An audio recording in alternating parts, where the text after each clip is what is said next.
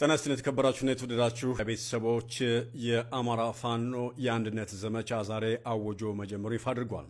ይህን ተከትሎም በርካታ ድሎች ተገኝተዋል። ከስር የደረሱን መረጃዎች ወደ እናንተ ለማድረስ ተገኝቻለሁ። ቻናሉን ሰብስክራይብ አድርጉት፣ ቪዲዮ ላይክ አድርጉት፣ እንዲሁም ደግሞ በዘመቻ አንድነት ላይ ሀሳብ አስተያየት ስጡበት። አብራችሁን ትቆዩ በትህትና ጋበዝኩኝ። በድጋሚ ወደ መረጃዎቹ አለፍኩኝ።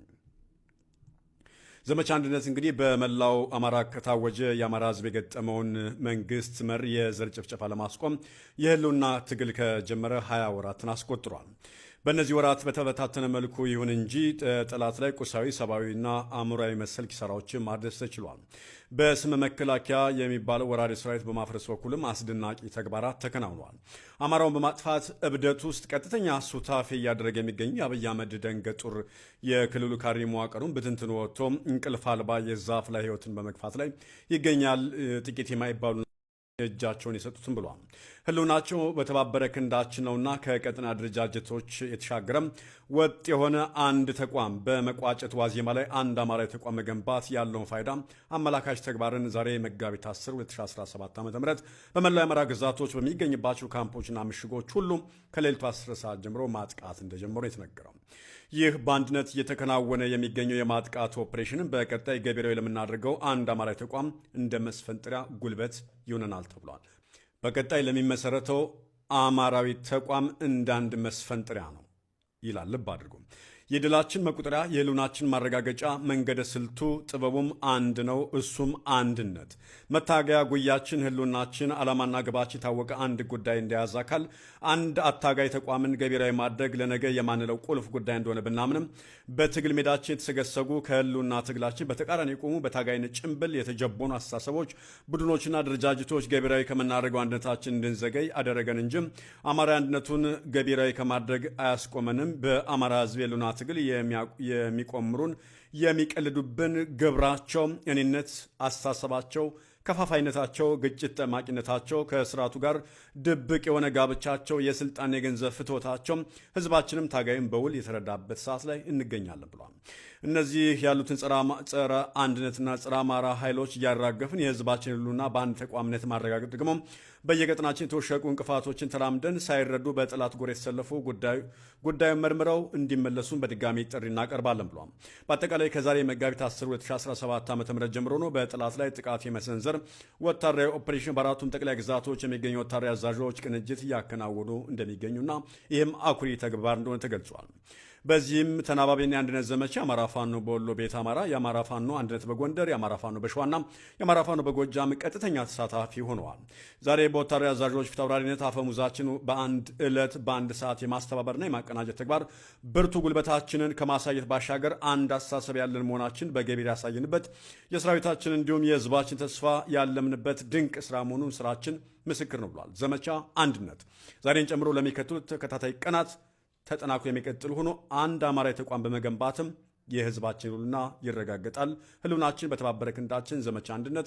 የአማራ ፋኖ አንድነት በጎንደር፣ የአማራ ፋኖ በሸዋ፣ የአማራ ፋኖ በጎጃም፣ የአማራ ፋኖ በወሎ ቤት አማራ። ዘመቻ አንድነት በጎንደር። ዘመቻ አንድነት በ4 ሰዓታት ወታደራዊ ዘመቻ ብቻ በርካታ ድሎች ማሳካቱንም ይፋ አድርጓል። ከነዚህ መካከል ዋና ዋና መንገዶች በቁጥጥር ስር መዋላቸው ተነግሯል። በተለይም ከባህር ዳር ጎንደር፣ ከወረታ ወልዲያ፣ ከጎንደር ደባርቅ፣ ከጎንደር ሁመራ፣ ከጎንደር ጎርጎራ፣ ከጎንደር መተማ ቋራ፣ ከጎንደር በለሳ ዋና ጥቁር አስፋልት መንገዶችን በተለያዩ የተመረጡ ቦታዎች በፈጣን የውጊያ እንቅስቃሴ መቆጣጠሩን የአማራ ፋኖ አንድነት በጎንደር ዮሐንስ ንጉሱ ሙጬ ገልጿል። ዘመቻ አንድነት በሚለው በመላው አማራ እየተደረገ ባለው ጠላትን የመደምሰስ የጋራ ዘመቻ ዛሬ መጋቢት 10 ቀን 2017 ዓ.ም የአማራ ፋኖ በጎጃም ደግሞ በ7 ክፍለ ጦር በተደረገ ከባድ ማጥቃት በጠላት ላይ ከመቼውም ጊዜ በላይ ጠንካራ ሰዋዊና ቁሳዊ ጉዳት ማድረሱን ይፋ አድርገዋል። በዚህም 4 ብሬን፣ 1 ስናይፐር፣ 75 ክላሽንኮቭ፣ 7600 ጥይት፣ 3 የመገናኛ ሬዲዮ መማረኩ ተገልጿል። በአማራ ፋኖ በጎጃም በአጠቃላይ በ35 ግንባሮች አውደ ውጊያ መደረጉ የተነገረ ሲሆን አሁንም እንደቀጠለ ነው ተብሏል። በደብረ ማርቆስ፣ አዴት፣ ጎንጂ ቆለላ፣ ቢቸና፣ ደብረ ወርቅ፣ ሰዴ፣ ድጎ ጽዮን፣ ቁይ፣ የጽድ ውሃ፣ አማኑኤል፣ ደንበጫ፣ መርጦ ለማርያም፣ ረቡዕ ገበያ ከተሞች በመግባት የጠላት ኃይል ላይ ከባድ ኪሳራ ማድረሱን አስታውቋል። እስካሁን በአጠቃላይ ከ509 የጠላት ኃይል ሙት ሲሆን 287 ቁስለኛ በማድረግ ከባድ ኪሳራ አድርሰናል ብሏል። በዚህም የአማራ ፋኖ በጎጃም በክፍለ ጦር ደረጃ ያደረጋቸው አንደኛ ክፍለ ጦር አንሙት ያዛቸው ብርጌድ፣ ባህር ዳር ብርጌድ፣ የጣናው መብረቅ ብርጌድ፣ ዴንሳ ባታ፣ ምላጭበር፣ አይቀጡባ ጊዮርጊስ፣ አዴት ከተማ፣ ቻይና ካምፕ፣ አዴትና አቦላ ተራራ ካምፕ በዝሩን 13 የጋየ 25 የተማረከ መሳሪያ 15 ክላሽንኮቭ መሳሪያ እንዲሁም 3000 ጥይት መማረኩ ተገልጿል። በሁለተኛ ክፍለ ጦር ዮሐንስ አለማየሁ መብረቁ ተፈራ አበራዳሙ ሻለቃ በአራት አቅጣጫ ጎንጂ ከተማ ላይ ከሌሊቱ 11 ሰዓት ጀምሮ በተደረገ የጨበጣ ውጊያ 56 የጠላት ኃይል እርምጃ እንደተወሰደበት ሲነገር 2 አምቡላንስና 1 ኤፍኤስአር ቁስለኛ መነሳቱን ተገልጿል። መዝገቡ ጮቄ በጠላት ላይ ሞርተር እየወረወረ እንደሚገኝ የተነገረ ሲሆን ውጊያው ገና አላለቀም፣ ውጤቱ አልታወቀም። ሶስተኛ ክፍለ ጦር ቢትወደድ አያሌው መኮንን በዘሪውን 13 ጥቃት ማድረሱ ተገልጿል። ቁንዝ ላይ የነበረው የጠላት ካምፕ መውደም እንደተቻለም ተነግሯል። አምስተኛ ክፍለ ጦር ደግሞ ሽንዲ ወንበርማ አካባቢ ጠላት ዘረፋ ላይ ነው። ውጊያው አልተጀመረም። ገረመው እንዳወቅ ብርጌድ ነው እየተዋደቀ የሚገኘው። ስድስተኛ ክፍለ ጦር ኢንጂነር ክብር ተመስገን ደንበጫ ከተማ ላይ እርምጃ እየወሰደ ይገኛል። 4 ብሬን፣ 1 ስናይፐር፣ 50 ክላሽ መማረኩ ሲገለጽ 1 ሻለቃ የጠላት ጦር ሙሉ በሙሉ ቻው ተብሏል ነው የሚለው። ስናን አባጃሜ ብርጌድ ረቡዕ ገበያ ላይ ንጉሥ ተክለ ሃይማኖት ብርጌድ ማርቆስ ማለት ነው በበርካታ ጠላት መደምሰሱ ተገልጿል። ጅበላ ሙተራ ብርጌድ ማርቆስ ማረሚያ ቤት 15ኛ ሻለቃ ማሰልጠኛ ውስጥ ውጊያ አድርጎ ዙሪያ ጥበቃ የነበረ ኃይልን መምታቱን የተገለጸው። በላይ ዘለቀ ብርጌድ አማኑኤል ከተማ ላይ በነበረው ውጊያ 18 ክላሽ፣ 700 ጥይት፣ 3 አይኮም ራዲዮ፣ 3 የወገብ ትጥቅ፣ 48 ከ3 አመራሮች ጋር መሸኘቱና 50 የሚደርሱ ቁስለኛ መታየታቸውን አሳውቋል። ቀስተ ደመና ብርጌድ መጋል ቡሬ የነበረውን የጠላት ኃይል ከቦታው በማባረር ተቆጣጥሮ ይገኛል ተብሏል። መሃል ቡሬ ላይ የነበረው 7ኛ ክፍለ ጦር ደግሞ የቦቅላ አባይ ብርጌድ የቦቅላ መገንጠያ ላይ የነበረውን ውጊያ ሲያደርግ ጥቁር አንበሳ ተወርዋሪ በዚህ ውጊያ እስካሁን 28 የጠላት ኃይል ሸኝተናል ብለዋል። ተድላጓሉ ብርጌድ አዋበል መብረቁ ወጀልና የጥሞራ ላይ ውጊያ እያካሄደ ይገኛል።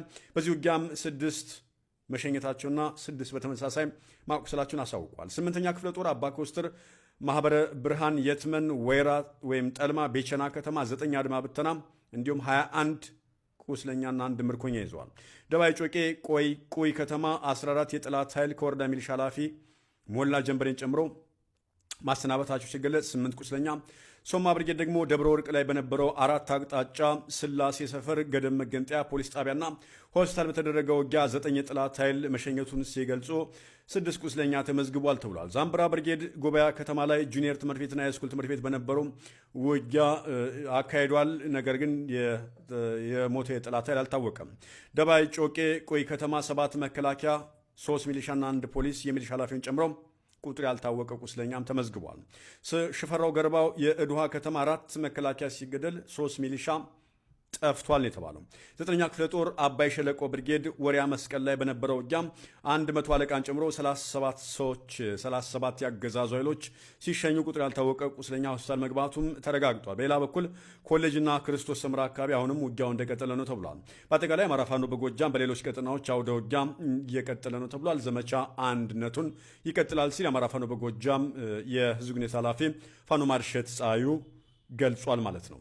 የአማራ ፋኖ በሸዋና የአማራ ፋኖ በወሎ መረጃዎችን እያፈላለግን ነው። እስከሚደርሱን ከደረሱን በኋላ ማለት ነው በተከታታይ እየገባን የምናቀርብ ይሆናል። ጠላት በተከታታይ የድሮና የጀት ድብደባ ለመፈጸም ከፍተኛ ቅኝት እያደረገ ይገኛል። እንዲሁም ደግሞ ከሀይቅ ወደ ውጫሌ በዚህ ሰዓት 2 መድፍና ሞርተር የጫኑ ተሽከርካሪዎች እንቅስቃሴ እያደረጉ ነው። ጠላት ይህን አንድነት ለማክሸፍና በሁሉም ቦታ የደረሰበትን ምት ለመቋቋም እየተርመሰመሰ እንደሚገኝ የተነገረው። ስለዚህ ሁሉም ሰው ይህን መረጃ ለሁሉም ወገኖች በተለይ ጥንቃቄው መረጃ ያድርስ፣ በተለያዩ ማህበራዊ ሚዲያዎች ማለት ነው። ሌሎች መረጃዎች የተከታተሉ አቀርባለሁ። ሞገስ ሽፈራው አብሬያችሁ ቆይታ አደረግኩ። አብራችሁ ነበራችሁ። አመሰግናለሁ። ጤና ይስጥልን።